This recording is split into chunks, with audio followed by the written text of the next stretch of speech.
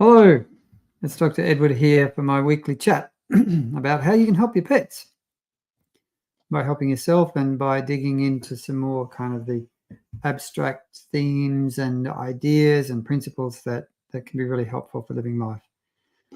Because I'm still a bit sad, missing my cat that we lost last week quite a lot, and having to get on with life. And one of the things that I find that if I'm a bit heavy, I'm a bit slow, I'm a bit like, I'd really rather be in bed, which I've been a bit that way these past few days.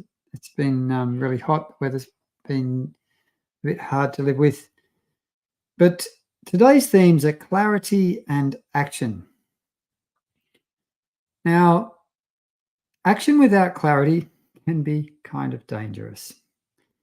I know that for quite a lot of my life, I took action in a fairly impulsive way without a whole lot of clarity.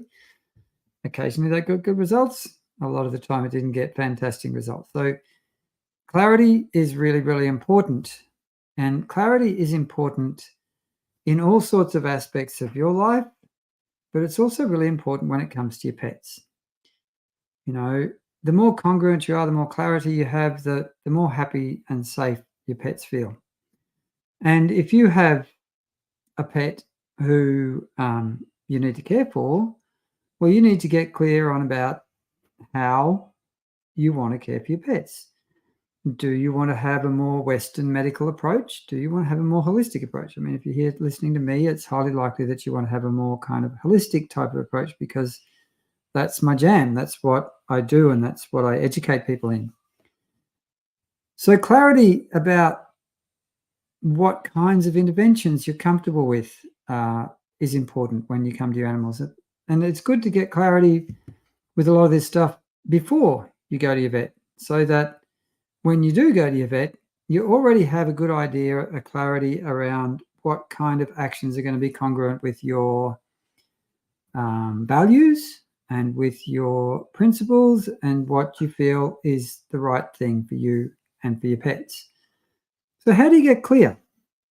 You can do research. You can start digging into, now we're kind of using the example with clarity and action today of your well-being of your pet.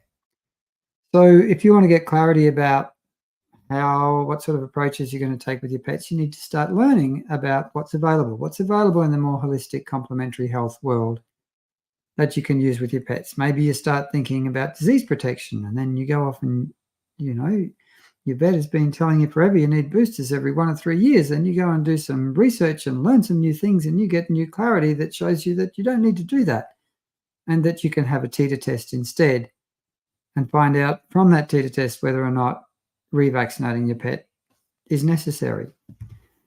So getting clarity helps you direct and shape the actions that you're going to take. Now, there can be a few kind of pitfalls and roadblocks along this pathway. One is that you might get stuck trying to get 100% clarity about things. A lot of the time you can't get 100% clarity. You might get 90% or 80%. Nearly always when it comes, and particularly with health matters and things like that, you can't get total clarity with things. And if you get fixated on trying to get total, complete clarity, then no action happens. You get stuck in trying to get more and more and more clarity when perhaps you really need to think about just getting as clear as you need to be to make the best decision you can now and taking action, and then using the results of you having taken action to get more clarity. And this is when as a veterinarian, when I'm working with sick animals, first thing I'm going to do is examine the animal and take a history, and that gives me a certain degree of clarity about what's going on, gives me an idea of what kind of disease processes might be happening, can get a kind of broad list of differential diagnoses. But then we might need to do a range of other things. We might need to do some diagnostics. We might need to try some treatment and measure the animal's response to treatment. And that taking action then can give us feedback that helps us get greater clarity, which then helps us change and get more precise in the actions that we're taking with this sick animal, for instance. So you want to make sure that you don't hang too long with trying to get too much clarity. Especially if you've got a bit more urgent situation, you might have to act with less clarity than you would if you had a situation where you've got more time to really dig into things.